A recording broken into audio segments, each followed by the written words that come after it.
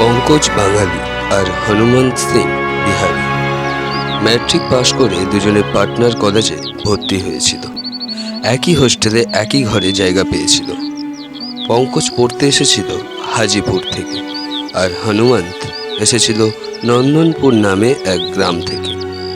এক ঘরে থাকার ফলে দুজনের মধ্যে খুব ভালো ভাব হয়ে গিয়েছিল। পঙ্কজ হনুমন্তকে হনু বলে ডাকত, আর হনু পঙ্কজকে বলতো পাংখা। পঙ্কজের চেহারা সাধারণ বাঙালি ছেলের মতো, লম্বা একহাড়া শরীর, চোখে মুখে বুদ্ধির ছাপ।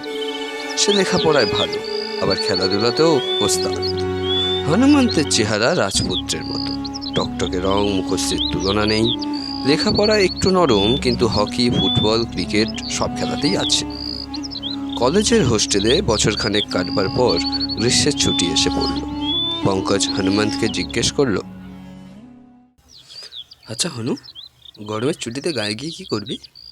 হনু একটু লজ্জিতভাবে অন্যদিকে মুখ ফুরিয়ে বলল, কি আর করবো, খাবো, ঘুমাবো, কবাড্ডি খেলবো।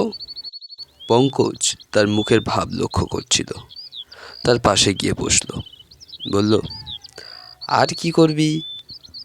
আর কিচ্ছু না। পাংখা, তুইও চল না আমার সঙ্গে, দুজনে পাহাড়ে জঙ্গলে বেড়াবো, পাখি শিকার করব।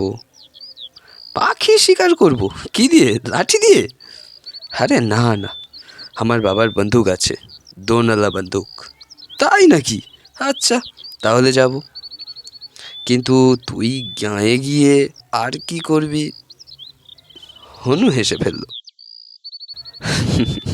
বাবা আমার বিয়ের শাদির সম্বন্ধ ঠিক করেছে।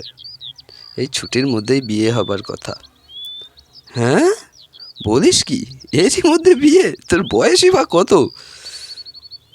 এই 18। আমার মোটেই ইচ্ছা নেই, কিন্তু কি করব বল, আমার বংশের यही রেওয়াজ। যে সময়ের কাহিনী, তখনও ভারতবর্ষে ইংরেজ রাজত্ব শেষ হয়নি, স্বাধীনতার হাওয়া আমাদের গায়ে লাগেনি। পঙ্কজ বলল, তা বউকে দেখেছিস? ধুর, শাদি সে পহলে বউকে দেখতে আছে? ভিন গায়ের মেয়ে, শুনেছি লেখাপড়া কিছু জানে না, খাজা মুখু। তুই চল না ভাই, তুই যদি বাবাকে বলিস আমার ইচ্ছা নেই, বাবা নিশ্চয়ই তোর কথা শুনবেন। আচ্ছা, যাব। পঙ্কজ নিজের বাড়িতে চিঠি লিখে দিল।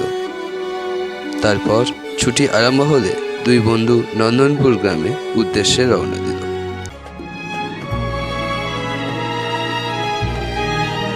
পাটনা থেকে গয়া লাইনে মাইল 25 গেলে ছোট্ট একটা স্টেশন পড়ে।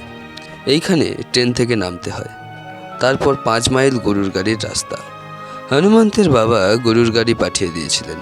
গরুর গাড়ির পুরনো গাড়োয়ান ছেদিরাম গোয়ালা প্ল্যাটফর্মে এসে দাঁড়িয়েছিল। আরও কয়েকজন যাত্রী উপস্থিত ছিল। পঙ্কজ আর হনুমন্ত যে কামরা থেকে নামলো, সেই কামরাতে একটি পরিবার উঠল, স্বামী স্ত্রী এবং 10-11 বছরের ফুটফুটে মেয়ে। হনুমন্ত তাদের চেনে না। সে তাদের পানে এক নজর তাকালো। তারা কামরায় গিয়ে বসলো। ট্রেন ছেড়ে দিল।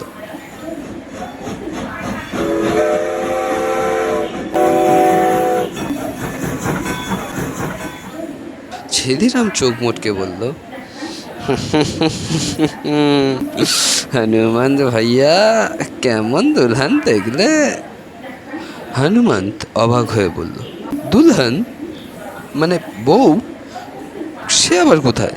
বাহ বাহ বাহ বাহ বাহ, এই দেখলে না, শ্যামনন্দন সিং তার স্ত্রী আর মেয়ে রামদুলারিকে নিয়ে গয়ায় পুজো দিতে গেল।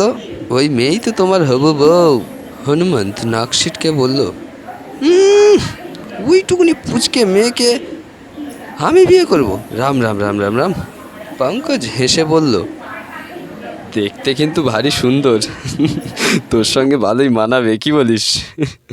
আরে ধুত, ওইটুকু বেড়াল ছানার মতো মেয়েকে আমি বিয়ে করব না। হনুমান মুখ গোমরা করে গরুর গাড়িতে উঠে বসলো। পঙ্কজ আর কিছু বলল না, গাড়িতে উঠল। মালপত্র তুলে ছেদিরাম গাড়ি ছেড়ে দিল। পাথুরে রাস্তা, চারিদিকে দৃশ্য পাথুরে। উঁচু নিচু ঢেউ খেলানো জমি, সামনে দূরে ছোট ছোট লম্বাটে ধরনের পাহাড় কুমিরের মতো পড়ে আছে। তাদের ফাঁকে ফাঁকে চায়ের জমি, গাছপালা গ্রীষ্মের তাপে শুকিয়ে গিয়েছে। ঘণ্টা দেড়েক পরে তারা গ্রামে এসে পৌঁছালো। বেশ বর্ধিষ্ণু গ্রাম, প্রায় 250 ঘর মানুষের বাস। বেশিরভাগই ভূঁইয়া রাজপুত, তাছাড়া কিছু কিছু ঘরে কামার কুমোর ময়রা গয়লা ছুতোর নাপিত তো আছেই। গ্রামটি ভারী সীমন্ত। একটি প্রকাণ্ড দিঘিকে ঘিরে লোকালয় গড়ে উঠেছে। কতদিনের পুরনো দিঘি তা কেউ বলতে পারে না। 4টি পাড়ে পাথর বাঁধানো ঘাট, মাঝখানে কাকচক্ষু জল টলটল করছে। অতি বড় অনাবৃষ্টির বছরেও দিঘির জল শুকোয় না। হনুমন্তের বাড়িটা দিঘির পশ্চিম দিকের ঘাটের ঠিক সামনে। সেকেলে গড়নের দোতলা বাড়ি, ছোট ছোট জানলার দরজা, মোটা মোটা কপাটের ওপর লোহার গুল বসানো, যেন ছোটোখাটো দুর্গ। গরুর গাড়ি গিয়ে বাড়ির সামনে দাঁড়াতেই হনুমন্তের বাবা রঘুবীর সিং বেরিয়ে এলেন। হনুমন্তের চেহারা যদি রাজপুত্রের মতো হয়, রঘুবীর সিংয়ের চেহারা তবে রাজার মতো। বয়স 45, প্রসন্ন মুখ। তিনি এসে দাঁড়ালে হনুমন্ত পঙ্কজের পরিচয় করিয়ে দিল। তিনি হাসি মুখে বললেন, এসো বাবা, গরুর গাড়ির হাট রানিতে নিশ্চয়ই খুব খিদে পেয়েছে। দুজনের কাঁধে হাত দিয়ে তিনি তাদের বাড়ির মধ্যে নিয়ে গেলেন। হনুমন্ত মায়ের সঙ্গে দেখা করতে দোতলায় চলে গেল। নিচের তলায় একটা ঘরে পঙ্কজকে নিয়ে গিয়ে রঘুবীর সিং বললেন, এই ঘরে তোমরা 2 বন্ধু থাকবে। ঘরে পাশাপাশি 2টি খাট পাতা, একটি চৌকির ওপর খুঞ্চিপোষ ঢাকা খাবারের স্তূপ। কিছুক্ষণ পরে হনুমন্ত ফিরে এলো। দুজনে খেতে বসলো। নানা রকমের খাবার, কচুরি, সিঙ্গারা, বালুশাহী, গোলাপজামুন, মতিচুর। দুজনে পেট ভরে খেলো। খাওয়া দাওয়া শেষ হলে হনুমন্ত বলল, চল পাঙ্খা, তোকে আমাদের গ্রাম দেখিয়ে নিয়ে আনি। তখন বেলা 11টা বেজে গেছে। মাথার উপর খরা রোদ্দুর, কিন্তু রোদ্দুর ওদের গায়ে লাগে না। 2 বন্ধু গ্রামের রাস্তায় রাস্তায় কিছুক্ষণ বেড়ালো। মাঠকোঠায় একটি বাড়ির সামনে দিয়ে যাওয়ার সময় শুনতে পেল মেয়েলি গলায় কান্নার আওয়াজ। হনুমন্ত দাঁড়িয়ে পড়ল। বাড়ির সামনে কেউ নেই। একটি বুড়ো লোক লাঠি ধরে রাস্তা দিয়ে আসছিল। হনুমন্ত তাকে জিজ্ঞেস করল, মাহাতো, মাহাতো, ফেকুরামের বাড়িতে কান্নাকাটি কিসের? মাহাতো চিবিয়ে চিবিয়ে বলল, আসলে বাবু, ফেকুরাম পরশু সকাল পাটনা গিয়েছিল। কাল রাত্রিতে ফিরে আসবার কথা ছিল, কিন্তু ফেরেনি। আজ সকালে তার বউ বম দাস বাবাজির কাছে গিয়েছিল। বাবা ইশারায় জানিয়েছেন যে ফেকুরাম মরে গেছে। হনুমন্ত কি বলবে ভেবে পেল না। বুড়ো মাহাতো নিজে থেকেই বলে চলল, আসলে ফেকু হঠাৎ বড় লোক হয়েছিল। 2 বছরে 10 বিঘে জমি কিনেছিল। বউকে সোনার গয়না গড়িয়ে দিয়েছিল। এত সুখ কি আর সহ্য হয়? বুড়ো লাঠি ঠুকঠুক করতে করতে চলে গেল। 2 বন্ধু আবার পথ চলতে শুরু করলো। যেতে যেতে পঙ্কজ জিজ্ঞেস করলো, হ্যাঁ রে হনু, এই বম দাস বাবাজি কে? হনুমন্ত বলল, একজন সাধু, গ্রামের কিনারায় থাকেন। মৌনী সাধু, কারোর সঙ্গে কথা বলেন না, কেবল এই মাঝে মাঝে বম বম বলে ওঠেন। চল তোকে দেখাই, চল।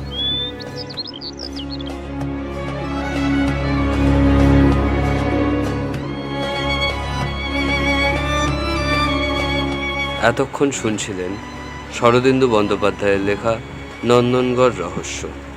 গল্পের পরবর্তী অংশ আগামী শনিবার।